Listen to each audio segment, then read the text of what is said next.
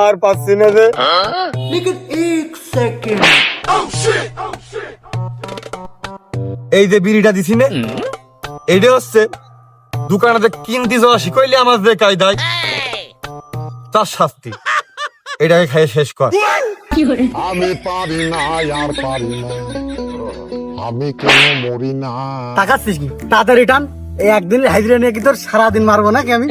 হে প্রভু ও না করে তুলে নিত কয় এই পাস সার মানুষ করছিস, ফেলতেও পারি না, তাহলে নয় পাস তুলে নে।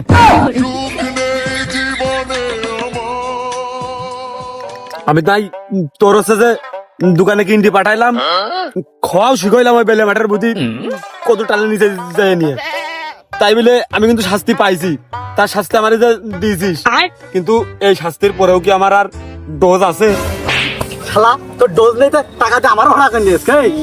মাথা মাথা শেষ হয়ে গেল, চল মজা উড়িয়ে তুড়িয়ে রক্ত বেরিয়ে যাবে না তো।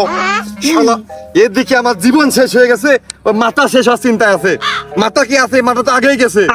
এর পরবর্তী বিড়ি এখানে শেষ হলি তোর যে শাস্তি আসবে, এর পরের শাস্তি তোর 1 প্যাকেট বিড়ি খেতে হবে, 24টার প্যাকেট।